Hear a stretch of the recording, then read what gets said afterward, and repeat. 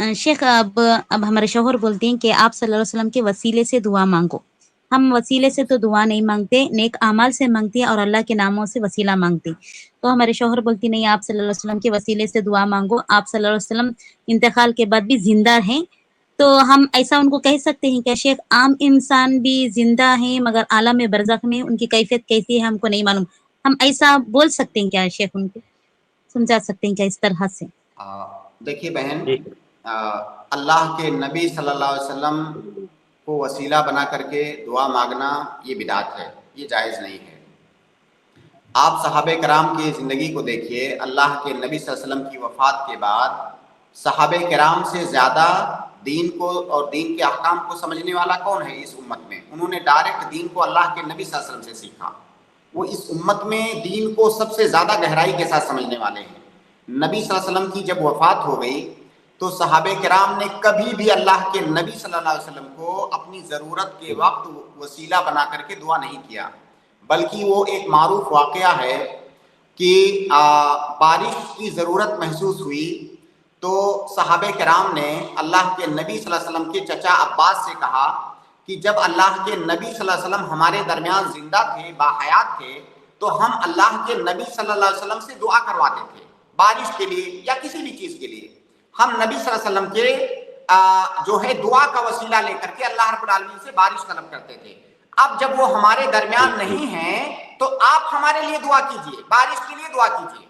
अब देखिए, अल्लाह के नबी सल्लल्लाहु अलैहि वसल्लम की वफात के बाद उन्होंने ऐसा नहीं किया कि अल्लाह के नबी सल्लल्लाहु अलैहि वसल्लम की गर्चे वफात हो गई है, चलो हम अल्लाह ताला से अल्लाह के नबी का वास्ता दे करके बारिश की दुआ करते हैं। नहीं, उन्हें ये बात मालूम थी कि अब अल्लाह के नबी सल्लल्लाहु अलैहि वसल्लम का वास्ता और वसीला दे करके बारिश मांगना, दुआ करना ये जायज नहीं है। इसीलिए उन्होंने अल्लाह के नबी सल्लल्लाहु अलैहि वसल्लम के चचा अब्बास से दुआ करने के लिए कहा। लिहाजा अल्लाह के नबी सल्लल्लाहु अलैहि वसल्लम या इसी तरह से उम्मत का कोई भी फर्द जो कि इस दुनिया में नहीं है उसका वसीला दे करके दुआ करना ये बिदअत है, ये जायज नहीं है। साथ में ये एक चीज आपको और भी बता दें यहाँ पे कि 3 तरह की चीजों का वसीला इख्तियार करना ये जायज है इंसान के लिए अपनी दुआ के अंदर। एक तो अल्लाह रब्बुल आलमीन के अस्मा और सिफात का वसीला दे करके दुआ मांगना, जैसे कि कुरान में अल्लाह रब्बुल आलमीन ने कहा वलिल्लाहिल अस्माउल हुस्ना फदऊहु बिहा, अल्लाह ताला के प्यारे प्यारे अच्छे अच्छे नाम हैं, अस्माए हुस्ना है, उन अस्माए हुस्ना का वास्ता दे करके उनका वसीला इख्तियार करके अल्लाह ताला से दुआ करो। जैसे कि हम अल्लाह ताला से कहते हैं कि अल्लाह रब्बुल आलमीन तू रहमान है, हमारे ऊपर रहम कर, अल्लाह ताला तू गफूर है, तू हमारी मग़फ़िरत फरमा। ये अल्लाह ताला के अस्मा और सिफात का वसीला दे करके दुआ करना हुआ। दूसरा तरीका है इंसान अपने नेक आमाल का वसीला दे करके अल्लाह रब्बुल आलमीन से दुआ करे। जैसा कि बुखारी के मशहूर हदीस से लंबा वाक़या है, जो गार के अंदर 3 लोग फंस गए थे और उन्होंने अपने अच्छे अमाल का, नेक अमाल का वसीला इख्तियार करके अल्लाह ताला से दुआ किया। तो अगर आपने कोई अच्छा अमल किया हुआ है तो आप अल्लाह ताला के सामने कहें, अल्लाह ताला मैंने फला अमल तेरी रजामंदी, तेरी खुशनुदी के लिए किया, मैं उसका वास्ता दे करके तुझसे दुआ करता हूँ मेरी फला हाजत पूरी कर दे। तो ये अमल सालेह, नेक अमल का वसीला जो है इख्तियार करके दुआ करना, तो ये भी साबित है। इसी तरह से तीसरी किस्म जिसका जिक्र मैंने शुरू में किया, कोई नेक आदमी है, उस नेक आदमी से दुआ तलब करे, उसके दुआ का वसीला इख्तियार करे, उसका वसीला नहीं, उसकी दुआ का वसीला उस नेक आदमी से करें, कहें कि आप हमारे लिए दुआ कर दीजिए, जैसा कि साहबे कराम ने अब्बास रज़ियल्लाहु ताला अन्हु से कहा। तो इन 3 चीजों का वसीला इख्तियार करके इंसान अल्लाह रब्बुल आलमीन के साथ से अपनी हाजत को तलब कर सकता है, दुआ कर सकता है। बाकी अल्लाह के नबी सल्लल्लाहु अलैहि वसल्लम का अब वसीला इख्तियार करना ये जायज नहीं है, ये पहली बात। दूसरा सवाल आपने किया कि अल्लाह के नबी सल्लल्लाहु अलैहि वसल्लम के बारे में क्या ये कहना दुरुस्त है कि अब वो इस दुनिया में जिंदा नहीं है बल्कि आलम बरज़ख में है? बिल्कुल ये बात दुरुस्त है। देखिए, हम इंसानों की 3 जिंदगी होती है, एक दुनियावी जिंदगी जो इस वक्त हम जी रहे हैं, और एक वो जिंदगी जो हम मरने के बाद गुजारेंगे। मरने के बाद हम बरज़खी जिंदगी में जाएंगे, और बरज़खी जिंदगी के हालात बहुत कुछ मामूली चीजें बरज़खी जिंदगी के बारे में अल्लाह के नबी सल्लल्लाहु अलैहि वसल्लम ने हमको बताई हैं, बहुत मामूली चीजें, बाकी सारी चीजें मख्फी हैं, उसका ताल्लुक गैब से है।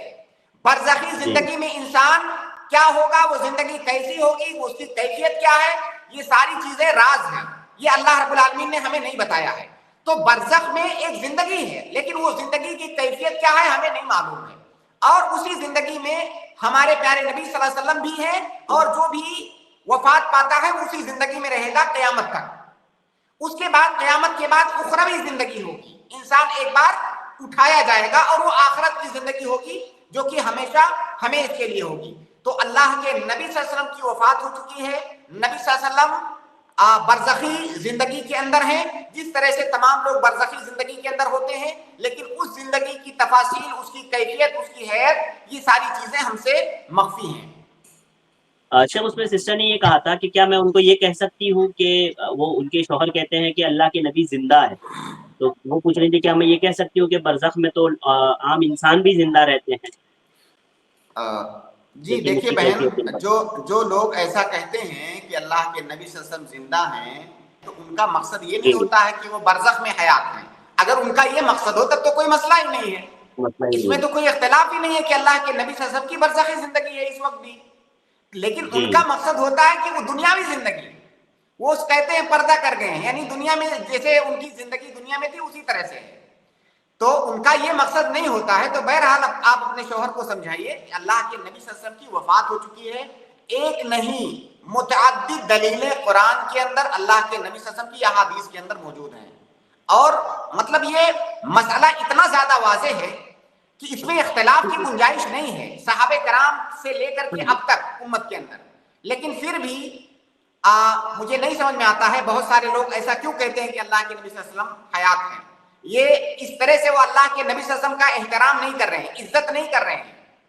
یہ اللہ کے نبی صلی اللہ علیہ وسلم کی وہ نافرمانی کر رہے ہیں، قرآن کی نافرمانی کر رہے ہیں ایسے لوگ.